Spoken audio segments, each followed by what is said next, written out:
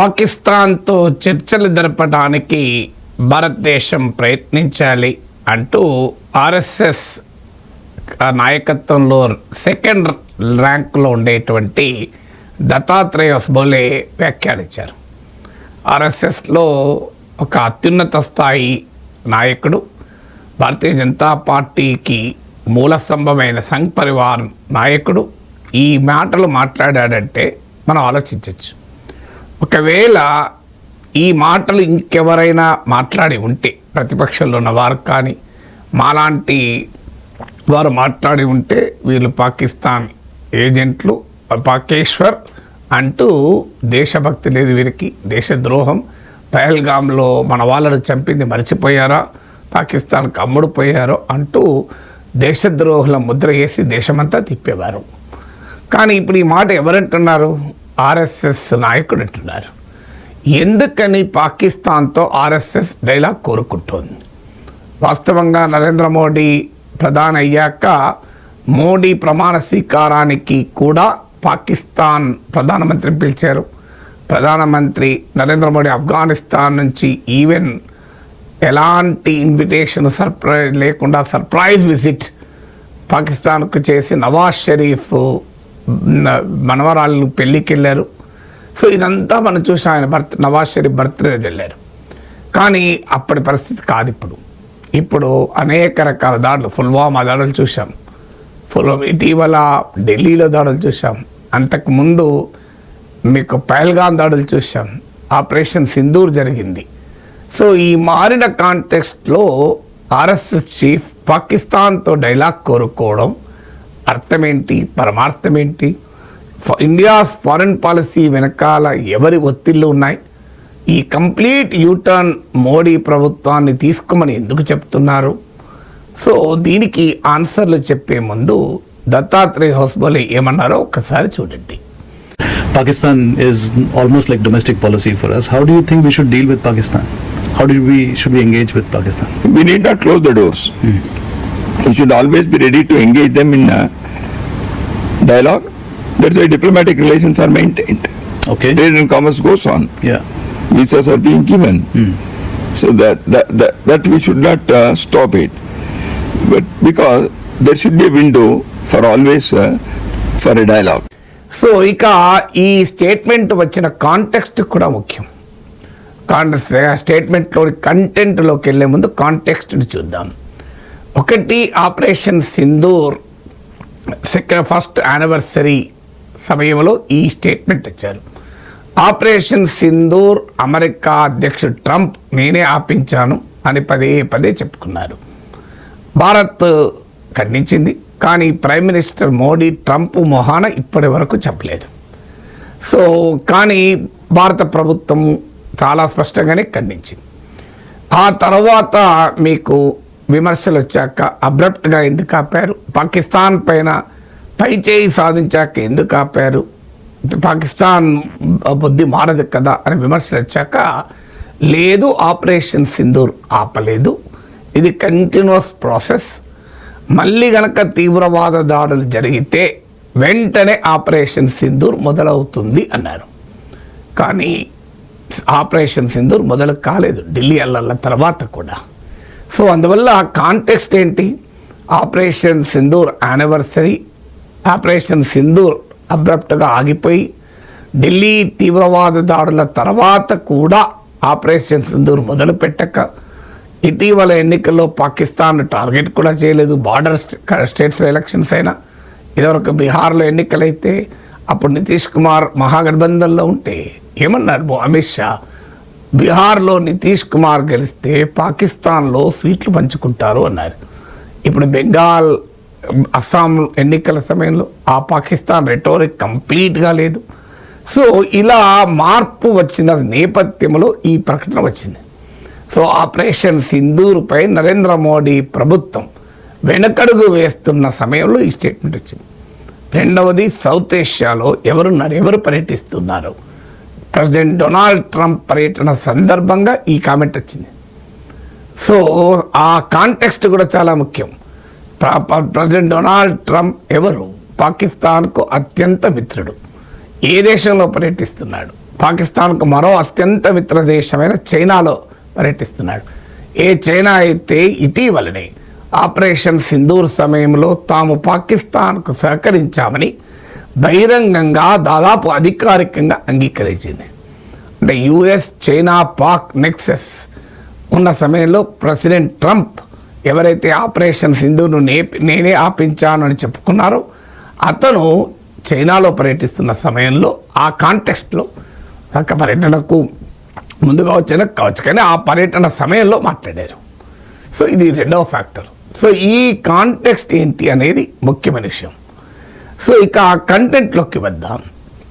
మరి ఆర్ఎస్ఎస్ పాకిస్తాన్తో డైలాగ్ అడగడం తప్ప, ఆ ప్రశ్న నేను నెక్స్ట్ ఆన్సర్ చేస్తాను.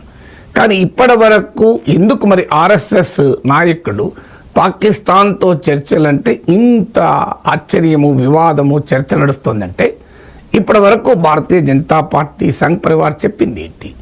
పాకిస్తాన్ తీవ్రవాదాన్ని ఎగుమతి చేస్తున్నంత కాలం ఆ దేశంతో చర్చల ప్రసక్తే లేదు అని చెప్పారు. ఆఖరికి క్రికెట్ కూడా ఆడమన్నాం. క్రికెట్లో వరల్డ్ కప్ ఇండియాలో పాకిస్తాన్కు వెళ్ళమన్నాం.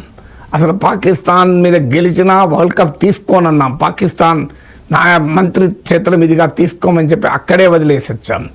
పాకిస్తాన్ క్రికెట్ టీంకు షేక్ హ్యాండ్ ఇవ్వడానికి కూడా ఇండియన్ కెప్టెన్ అంగీకరించలే. ఏమైనా ఈ ఎమోషన్స్ అన్నీ ఇప్పుడు డైలాగ్ ఎవరితో జరపాలంటున్నారు? పాకిస్తాన్ క్రికెట్ కెప్టెన్తో షేక్ హ్యాండ్ ఇయ్యరు. పాకిస్తాన్ మంత్రి నుంచి మనకొచ్చే వరల్డ్ కప్ తీసుకోరు. వాడు పట్టుకొని వెళ్ళిపోయాడు. కానీ ఇప్పుడు పాకిస్తాన్తో చర్చలు జరపమని ఆర్ఎస్ఎస్ నాయకుడు చెప్పడం ఏంటి? సో దీనికి ఆన్సర్ ఉండాలి కదా. ఇటీవలనే బంగ్లాదేశ్కు చెందిన ఒక క్రికెటర్ ఐపీఎల్లో వేలంలో దొరికితే ఆయనను కొనుక్కోవటానికి అన్ని టీములు ప్రయత్నిస్తే లాస్ట్కు ఒక టీమ్స్ కొనుక్కుంటే దాంట్లో షారుఖ్ ఖాన్ ఓనర్షిప్ ఉంది కనుక ఆయన షారుఖ్ ఖాన్ కనుక అని పెద్ద ఎత్తున అటాక్ చేసి ఆఖరికి ఐపీఎల్ నుంచి అతన్ని తొలగిస్తే ఇండియా బంగ్లాదేశ్ రిలేషన్స్ పూర్తిగా దెబ్బతిన్నా కూడా ఒక అంతటి ఎమోషన్స్ను ఎవరు రేజ్ చేశారు ఇండియాలో? సంఘ్ పరివార్ అనుకూల అనుబంధ సంస్థలు వాళ్ళ శ్రేణులు కాదా? మరి ఇప్పుడు ఎందుకు మరి పాకిస్తాన్తో చర్చలు జరపంటున్నారు? దీనికి ఆన్సర్ ఉండాలి కదా. సో ఎందుకు అంటున్నారన్న దానికి మొదటి కారణం ఏమై ఉంటుంది? ఆపరేషన్ సింధూర్ తర్వాత Indian foreign policy greatest failures వచ్చాయి. మీకు గుర్తునే ఉంటుంది, Modi foreign policy clean bowled అనే ఒక వీడియోలో చాలా వివరంగా చెప్పాడు. 1,00,000కు పైగా వ్యూస్ వచ్చాయి. సో అందులో వివరించాడు ఏం జరిగింది ఆపరేషన్ సింధూర్లో. ఆపరేషన్ సింధూర్ టైంలోనే పాకిస్తాన్కు చైనా పూర్తి స్థాయిలో సహకరించింది. ఇటీవల చైనా దాదాపు అధికారికంగా అంగీకరించింది. ఆపరేషన్ సింధూర్ సమయంలో తుర్కీయే పాకిస్తాన్కు ఆయుధాలు సప్లై చేసింది. పహల్గామ్ దాడుల్ని ఖండించిన పాకిస్తాన్ పేరు చెప్పటానికి ప్రపంచంలో చాలా బలమైన దేశాలు సిద్ధపడలే. ఈ ఆపరేషన్ సింధూర్ తర్వాత అమెరికాకు పాకిస్తాన్ అతి దగ్గరగా సన్నిహితంగా మారింది. ట్రంప్కు ఫేవరైట్గా పాకిస్తాన్ మారింది. మై ఫేవరైట్ ఫీల్డ్ మార్షల్ అని జిహాదీ ఆర్మీ చీఫ్ ఆయన అసీం మునీర్ గురించి ట్రంప్ మాట్లాడుతున్నాడు. అసీం మునీర్ అమెరికాకు రెగ్యులర్గా చెక్కలు కొడుతున్నాడు.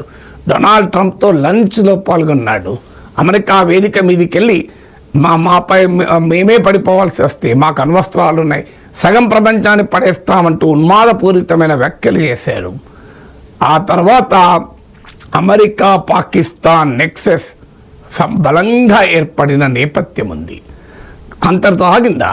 సౌదీ అరేబియాతో పాకిస్తాన్ డిఫెన్స్ అగ్రిమెంట్ కుదుర్చుకుంది. అమెరికా మిత్రదేశమైన ఇజ్రాయెల్ మరో అమెరికా మిత్రదేశమైన ఖతార్పై దాడి చేస్తే ఇక తమ రక్షణను తామే చూసుకోవాలని భావించిన సౌదీ అరేబియా పాకిస్తాన్తో కాంప్రిహెన్సివ్ డిఫెన్స్ అగ్రిమెంట్ నాటో తరహా ఒప్పందాన్ని చేసుకుంది. అంటే ఒక దేశంపై దాడి చేస్తే మరో దేశం కూడా తమపైనే దాడి జరిగిందని భావిస్తుంది. అంటే ఇవాళ భారత్ ఆపరేషన్ సింధూర్ మళ్ళీ మొదలు పెడితే ఒక్క పాకిస్తాన్ కాదు ఎదుర్కోవాల్సింది, సౌదీ అరేబియాను కూడా ఎదుర్కోవాలి, ట్రంప్ ఒత్తిడి కూడా ఎదుర్కోవాలి. సౌదీ అరేబియా పాకిస్తానే కాదు, ఇటీవల పాకిస్తాన్ డిఫెన్స్ మినిస్టర్ ఖదాసి ప్రకటించాడు ఈ కాంప్రిహెన్సివ్ డిఫెన్స్ అగ్రిమెంట్లో తుర్కీయే ఖతార్ కూడా చేరుతోంది అని. ఇది ఇస్లామిక్ నాటోగా రూపాంతరం చెందుతుంది అన్న విశ్లేషణలు వచ్చాయి. అంటే ఇదంతా జరిగిన తర్వాత పాకిస్తాన్ వెస్ట్ ఏషియా డిప్లొమసీలో సెంటర్ స్టేజ్కి మారింది. ఇరాన్తో అమెరికా చర్చలు పాకిస్తాన్ గడ్డపైన జరిగాయి. America vice president number 2 in the country ఏకంగా జేడీ వ్యాన్స్ ఇస్లామాబాద్ వచ్చారు. అమెరికా అధ్యక్షుడు ట్రంప్ నేను కూడా వస్తానేమో అని చెప్పాడు. అంటే ఒకవైపు భారతదేశం ప్రేక్షక పాత్ర పోషిస్తూ మన ప్రధానమంత్రి బెంగాల్లో, అస్సాంలో, తమిళనాడులో రాజకీయాలు చేస్తుంటే Pakistan prime minister JD Vance పక్కన కూర్చొని ప్రపంచ పరిణామాలను నిర్దేశించే దశకు ఆ పనికిమాలిన దేశం వచ్చిందంటే ఇది పాకిస్తాన్ గొప్పతనం కాదు, మోడీ ప్రభుత్వ ఫారిన్ పాలసీ ఘోర వైఫల్యం. వారికి 24 గంటల ముందు మనం వెళ్ళి ఇజ్రాయెల్ ప్రైమ్ మినిస్టర్ నెతన్యాహును మన మోడీ కౌగిలించుకున్న తీరు, ఇజ్రాయెల్ పార్లమెంట్లో ఇజ్రాయెల్కు పూర్తి సాలిడారిటీ చెప్పిన తీరు, ఖమేనీని చంపేస్తే కనీసం సంతాపం కూడా తెలపని తీరు, ఇవన్నీ చూసిన తర్వాత మనకు వెస్ట్ ఏషియా డిప్లొమసీలో స్థానం లేకుండా పోయింది. అఫ్కోర్స్ మన ప్రైమ్ మినిస్టర్ యూఏఈకి వెళ్ళొచ్చు, కొన్ని ట్రేడ్ డీల్స్ కుదరచ్చు, దానికేముంది, అమెరికా చైనాల మధ్య కూడా బోల డీల్స్ కుదురుతున్నాయి. సో కానీ మనం సెంటర్ స్టేజ్లో ఉన్నామా అంటే అసలు దాపుల్లో కూడా లేం. మన ప్లేస్లో పాకిస్తాన్ వచ్చి కూర్చుంది. ఈ కాంటెస్ట్లో ఇప్పుడు పాకిస్తాన్తో డైలాగ్ను ఆర్ఎస్ఎస్ కోరుకోవడం అంటే మోడీ ప్రభుత్వ ఫారిన్ పాలసీ బ్లండర్ను చెప్పకుండానే పైకి చెప్పకుండానే అంగీకరించడం. ఇప్పుడు ఆఖరికి మన పరిస్థితి ఎట్లా వచ్చింది? ఇప్పటిదాకా బీజేపీ చెప్పింది ఏంటి? తీవ్రవాదాన్ని ఎక్స్పోర్ట్ చెయ్యము అని చేయకుండా పాకిస్తాన్ ఆగితేనే చర్చలు అన్నారు. ఇప్పుడు ఆపిందా పాకిస్తాన్? రేపు మళ్ళీ చేయదా? నిన్న కాక మొన్న జిహాదీ డ్రగ్ను పట్టుకున్నామని చెప్పి అమిత్ షా అన్నాడు కదా. మరి పాకిస్తాన్ కుట్రలు, కుతంత్రాలు, దుర్మార్గాలు ఆగాయా? మరి ఎందుకు చర్చలు కావాలంటున్నారు అంటే క్లియర్గా మోడీ ప్రభుత్వ ఫారిన్ పాలసీ ఫెయిల్యూర్స్కు భారతదేశం మూల్యం చెల్లించుకుంటోంది అన్న ఆవేదనతో నేను చెప్తున్నాను.